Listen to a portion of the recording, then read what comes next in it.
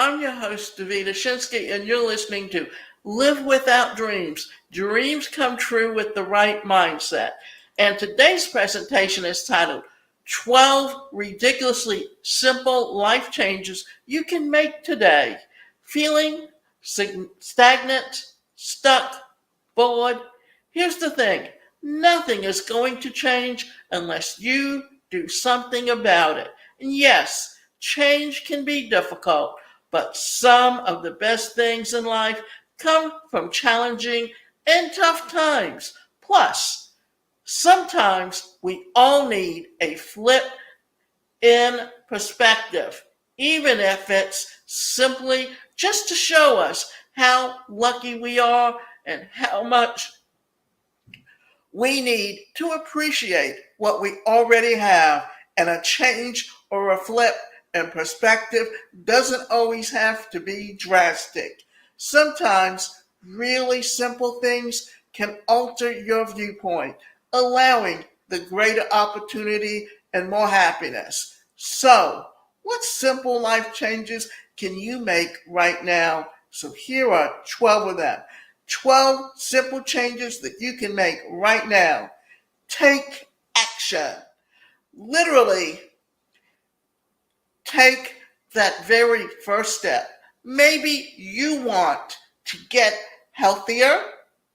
Sign up for a gym, or even simpler, get out for a walk. Perhaps you want to switch up careers. Start researching how to get into the field of your choice. A lot of people talk and complain about their life, yet very few actually take steps toward changing it or making their way towards what they want. So don't be part of that majority. Get up and do something. Embrace the idea that no one cares. We spend huge chunks of our life caring about other people and what they think. Then we get sad when others don't care enough. Here's a little secret that can flip your world upside down. No one cares. And we don't mean that in a no one loves you bullying kind of way. More so, this is another way to look at the whole idea that what you do only matters to you and your life. Other opinions, they don't matter. Why? Because they aren't you. What works for one person doesn't work for someone else. The thing is, you can ask for their opinion to help you make a decision, but don't ask them to make the decision for you. Plus, if no one cares, then you are free to fail. You are free to try and try again. When you start thinking this way, you start getting so much more out of life. So start your day with an intention. Now, remember the laws of attraction? When they talk about affirmations, they're also talking about what is your intention. Okay, this is ultra easy. You probably set an alarm every morning. After your alarm goes off, set a reminder to set an intention for your day. You want to have a good day every day. Great. Your intention is to have a good day. Alternately, you can also be more specific. If you have a big presentation at work, maybe your intention is to calmly and enthusiastically present your notes. Then, the next part of this is to repeat your intention between 5 to 10 times, similar to how you would an affirmation. This can literally ingrain your intention into your mind. allowing you to carry it with you throughout your day. So choose being proactive over being reactive. No, you don't have to go nuts here and prepare a post-apocalyptic bag or anything extreme. It's about preparing for the possibility of things that could happen. Do you have a spare tire in your car? If not, get one. Do you often opt for eating out because you're too lazy to prepare meals? Sign up for a meal prep service or prepare your meals ahead of time. There are tons of ways to be proactive in life, and then your future self will think that your past self, and it leads to this cycle of confidence and self assurance that you just can't get any other way. Life doesn't have to be so hard all the time. Prepare yourself for the realistic possibilities, and you'll be smooth sailing at least most of the time. Fulfill your needs first. If you're a people pleaser, guilty. This one is for you. You aren't allowed to do anything for anyone else until your needs are met first. It's like in an airplane. You never put on someone else's oxygen mask before you put on your own. Scroll less. Social media addiction is all too real. And even if you don't have an addiction, scrolling can be a serious time killer where you don't get a whole lot of good out of it. Imagine if you spent those 2 to 4 hours a day doing something productive. Where would you be? And that's the thing. Too many people use social media as a distraction. Remember, time management is so important to get the things you need to get done in a day.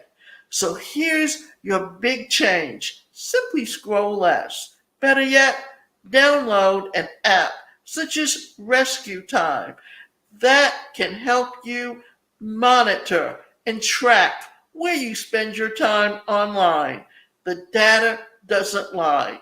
From there, you can determine an appropriate and healthy amount of time for scrolling, spending your precious time on more fulfilling activities or tasks.